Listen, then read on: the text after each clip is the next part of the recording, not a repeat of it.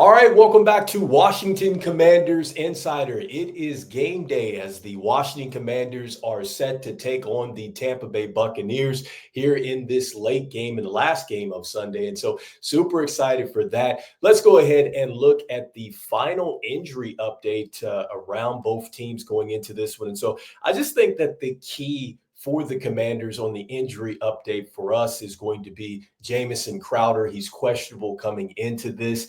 He's been a contributor for us at the wide receiver position, and we know that we've been looking for a solid wide receiver too. Jamison Crowder has showed up for us this season, and so he's questionable coming into this game. And then for the Tampa Bay Buccaneers, I think another big-time contributor for them is going to be Cade Otton. So you have Cade Otton at the tight end position. He's questionable. They have Jamel Dean at corner. He's questionable. You have Antonio Winfield Jr. He's also going to be questionable. And Mike Edwards is questionable as well. And so that is huge for the Tampa Bay Buccaneers because their secondary has given up a lot of big plays. And I've talked about this really throughout the week, that this secondary can be had. And so that leads us to now the three things that the Washington Commanders are going to need to do. And so let's start with the first thing, and that is the Commanders really need to get home and they need to force the Tampa Bay Buccaneers into some turnovers. And so what do we mean here? Well, with Baker Mayfield, yes, he comes in with the 41 touchdown passes, and yes, he has a high completion rate, but he has 16 interceptions, which is second behind Kirk Cousins. And so you can get Baker Mayfield to really throw into some coverages, and you have some opportunities to pick him off. And so I think in order to do so, the Washington Commanders really need to get home. They need to apply the pressure. And so coming into this, the Washington Commanders, they have a top 10 defense as far as blitzes are concerned. So we are a very optimistic team when it comes to blitzing. And we've done a pretty good job as far as getting home. We have 43 sacks.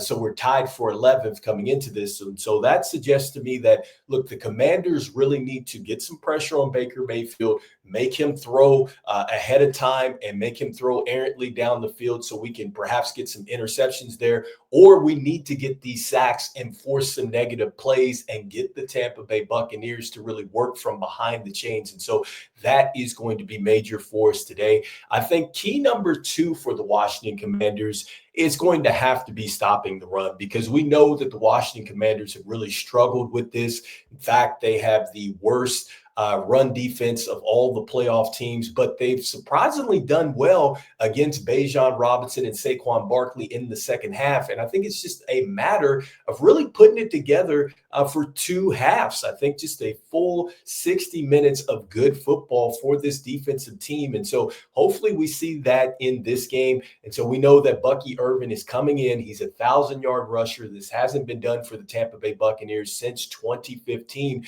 But more importantly, he leads running backs after contact. And so he's getting yards, a lot of yards after contact. If you got a chance to watch Derrick Henry in yesterday's game, you see how much of a physical runner Derrick Henry is. And Bucky Irvin is a physical runner. So that means that the Washington Commanders are going to have to really make sure that they stay disciplined, they stay in their run lanes, and then they make sure that they tackle Bucky Irvin, Rachaad White, and get these guys before they get started. You want to make sure that you get them at the point of attack before they can really get to the second level. I talked about what the Buccaneers are going to look to do. Generally, when I've looked at some of the film, they like to run like a wide receiver opposite of where they're running, and they try to get you to over pursue. And so this means that you're going to have to stay disciplined in your running lanes, and you're going to have to come up, and you're going to have to be assertive and make the tackles. And hopefully, as a unit, we are group tackling out there, because that is the best way to get these running backs down that like to run with a lot of power and authority. And so that is going to be key today, making sure we get the stop in the run.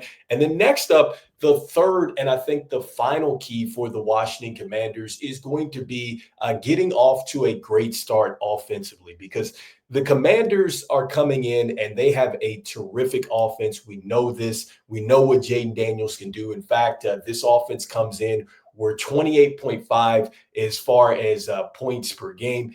We're fifth there. We're sixth in third down. So that means that we have a very good third down conversion rate. And that's why the time of possession is going to be critical in this game.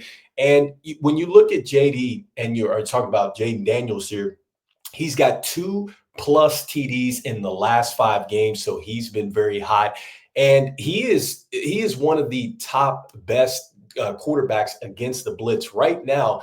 Coming into this, he is sixth as far as quarterbacks going against the blitz. So Jaden Daniels should be able to really pick apart some of these exotic blitzes that the Buccaneers are going to throw at him. In fact, he's coming in. He's got 12 touchdowns to 1 INT. He's got a 114.7 rate against the blitz. And so that is fantastic. And so we're going to have to get off to a good start early. I think that that's something that we've struggled with. And that means you can't just put up 3 points. I think that we're going to have to put up 7 points. If you've been reading about this game, if you've been looking at just the media around this game, it suggests that there's going to be a lot of points scored in this game. And I think that that is probably going to happen because you have very good offenses on both sides of the ball. Make no mistake about it. Both offenses can score.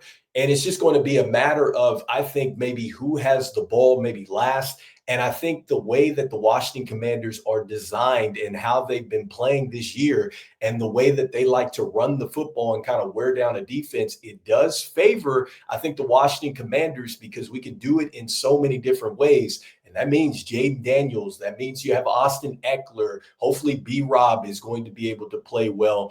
Chris Rodriguez Jr., like everybody's going to play a factor there in keeping the Buccaneers defense really worn down throughout the game. And then you're going to need some critical performances from Zacchaeus, who's had 50+ in 3 straight games. I think that he's going to be critical against the secondary that you see, from an injury standpoint, they're very questionable. They're very banged up. And so that means that they're probably going to be geared to go after Terry McLaurin. And so Zacchaeus, Zach Ertz, Austin Eckler, you're going to have to step up in this football game to give the Commanders a chance to get it done. And so I think that those are the 3 keys for the game. And just a little history going into this one. And so the last time the Washington franchise won a playoff game, that was 2005, excuse me. And so 19 years ago, and I watched that football game. That's when we had the great Joe Gibbs was our head coach in that one.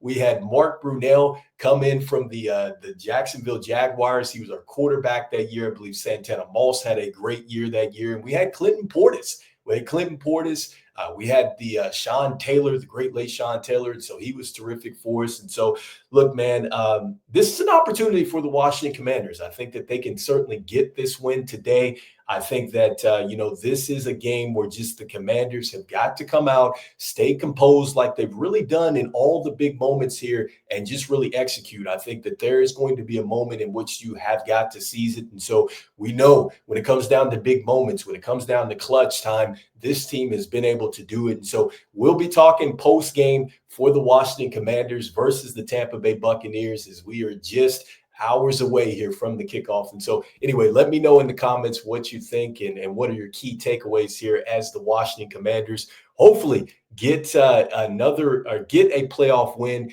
And it would be the first one that they've had since 2005, in which they beat the Tampa Bay Buccaneers in Tampa Bay. All right, this is Washington Commanders Insider. Go Commanders, and I'll see you on the next one. All right, peace.